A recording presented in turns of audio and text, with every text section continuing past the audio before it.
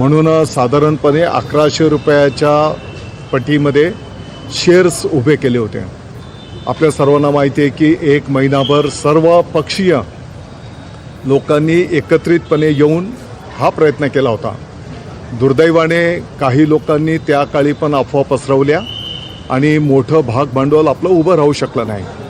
जी काही 1,60,70,00,000 रुपये रक्कम जमा झाली होती ती रक्कम नंतरच्या काळामध्ये आर्मस्ट्रॉंग कंपनीने जो कारखाना घेतला त्या कंपनीला RTGSच्या माध्यमातून आपण ती ट्रान्सफर केलेली आहे.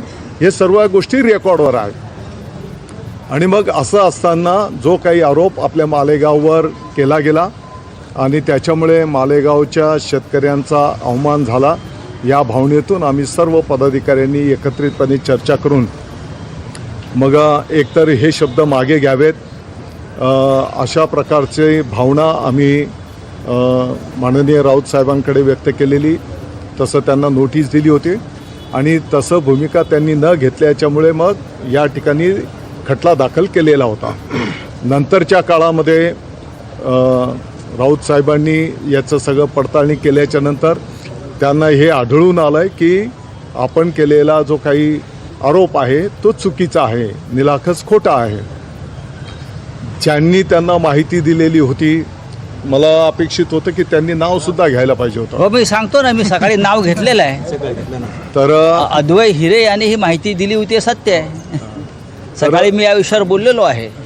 तर त्या खोट्या माहितीच्या आधारावर त्यांनी ते आरोप केलेले होते आणि मग त्यांनी आत्ताच्या घडीला मालेगावच्या शेतकऱ्यांची, नागरिकांची, सभासदांची दिलगिरी माफी मागितलेली आहे आणि म्हणून त्यांच्या तब्येतीचाही विषय आहे. या सर्व गोष्टींचा विचार करून आज हा खटला मागे घेण्यात आलेला आहे. आज जो तुम्ही दोघं एकत्र दिसले, मैत्रीशी संबंध असले, पुढे हे कायम राहतील? आमचे राहतील. चला बघा, त्यांनी माननीय राऊत साहेबांनी चुकीच्या आधारावर म्हणजे मधला पॉईंटच काढून टाकला होता.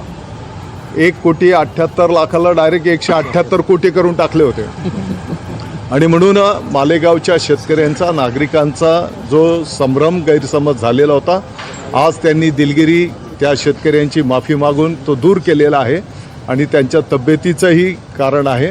या सर्व गोष्टी पाहता मालेगावच्या शेतकऱ्यांनी सांगितलं की आपण त्यांच्या विनंतीला मान देऊ, हा खटला मागे घेऊ.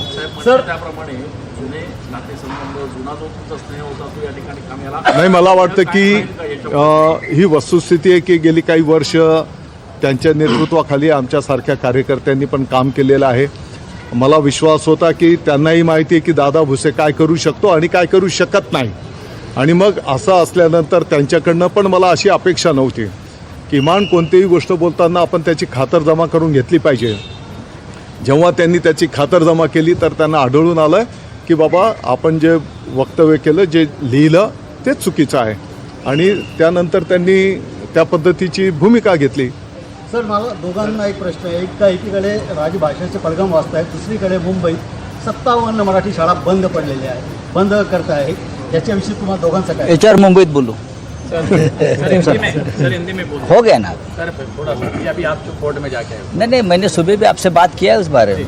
देखिए, जो एक मामला चल रहा था यहाँ, उस बारे में मैंने और यहाँ के guardian minister, senior leader Dada Bhuse जी में सुलह हो गया है. जो बात मैंने रखी थी उस वक्त, जब उसकी मैंने जांच पड़ताल की तो मुझे लगा कि मेरे तरफ से कोई गलत वक्तव्य निकला है, वो मैंने पीछे लिया है और मैं और दादा भूसे जी ने ये तय किया कि अब ये मामला यहाँ ख़त्म हो जाएगा. बस दिस इज़ द शॉर्ट स्टोरी.